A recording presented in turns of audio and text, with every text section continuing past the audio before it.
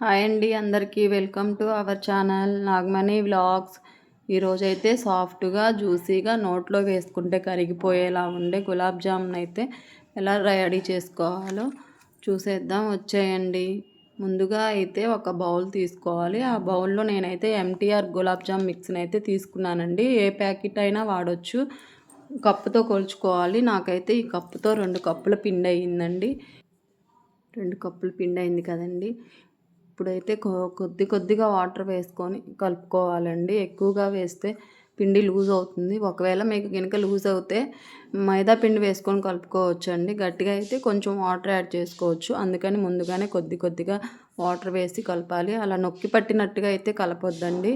సాఫ్ట్గా కలుపుకోవాలి. కలుపుకున్న తర్వాత ఒక అరగంట మూత అయితే పెట్టుకొని నాననివ్వాలండి.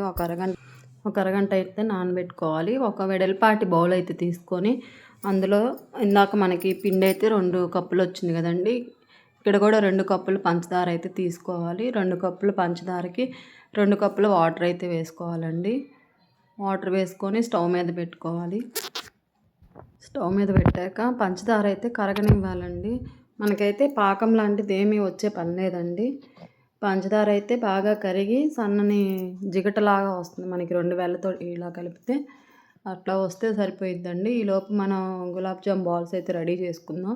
ఇట్లా అరచేతిలో వేసుకొని సాఫ్ట్గా నొక్కి, ఇందాకైతే మనం నొక్కి పట్టి పిండి కలపలేదండి. ఇప్పుడు గట్టిగా నొక్కి పట్టి రౌండ్ బాల్ లాగా చేసుకోవాలి. క్రాక్స్ అయితే రాకుండా ఉంటాయి. అలా రౌండ్ బాల్ లాగా చేస్తే మొత్తం అయితే అలా రెడీ చేసి పక్కన పెట్టుకోవాలండి. ఈలోగా మనం సిరప్ రెడీ అయిందని చూద్దాము. పంచదార సిరప్ అయితే రెడీ అయిందండి. ఇట్లా 2 వేళ్ళతో కలిపి పట్టుకొని చూస్తే ఇట్లా స్టిక్కీగా రావాలి. ఇట్లా 2 వేళ్ళతో పట్టుకొని చూసి స్టిక్కీగా వచ్చిన తర్వాత ఇంక మనకైతే పాకం రెడీ అయినట్టేనండి. తీసి పక్కన పెట్టుకోవాలి.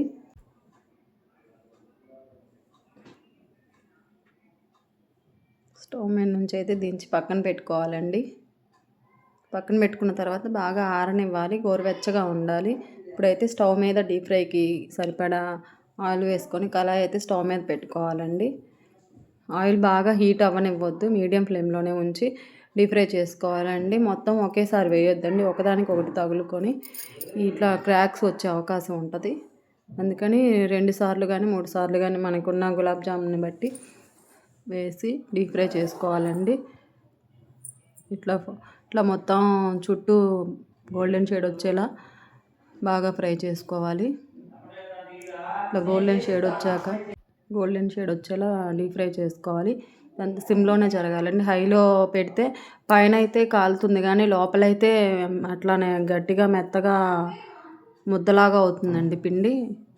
ఇప్పుడైతే కలర్ చేంజ్ అయిన తర్వాత తీసేయాలండి. ఇక్కడ మనకి నల్లగా కనిపిస్తున్నట్టుంది కదండి, కాదండి. అట్లా సిరప్లో వేస్తే మనకి గోల్డెన్ షేడ్లోనే వస్తాయి. ఇందాకైతే కొన్ని బాల్స్ వేసుకున్నాం కదండి. ఇప్పుడు ఇంకొన్ని బాల్స్ వేసుకొని డీప్ ఫ్రై చేసుకోవాలండి. గోల్డెన్ షేడ్ వచ్చేలా తిప్పుతూ గోల్డెన్ షేడ్ వచ్చేలా డీప్ ఫ్రై చేసుకోవాలి. గులాబ్ జాములు అయితే చాలా సాఫ్ట్గా ఉంటాయండి. త్వరగా రెడీ చేసుకోవచ్చు. పిల్లలు చాలా ఇష్టంగా తింటారండి.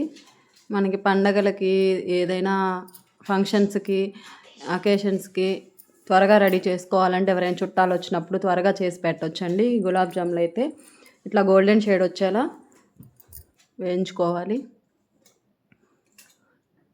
ఇప్పుడైతే డీప్ ఫ్రై అయినాయండి. ఇవి కూడా తీసి పక్కన పెట్టుకోవాలి. ప్లేట్లో అయితే తీసి పక్కన పెట్టాలండి. చూడండి ఎలా గోల్డెన్ షేడ్ లాగా కనిపిస్తున్నాయో. అయితే ఇందాక వేసాం కదండి పాకంలో, మళ్ళీ ఇవి కూడా అందులో పాకంలోనే వేయాలండి. వేసిన తర్వాత మనమైతే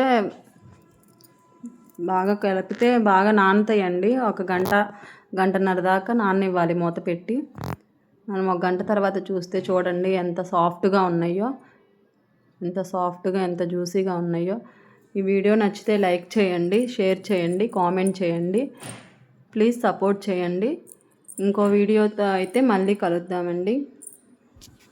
చూడండి ఎంత సాఫ్ట్గా ఉన్నాయో, ఎంత జ్యూసీగా, ఎంత సాఫ్ట్గా ఉన్నాయో. ఇలా ఉంటే ఎవరు ఇష్టపడరండి? ఎవరైనా ఇష్టపడతారు.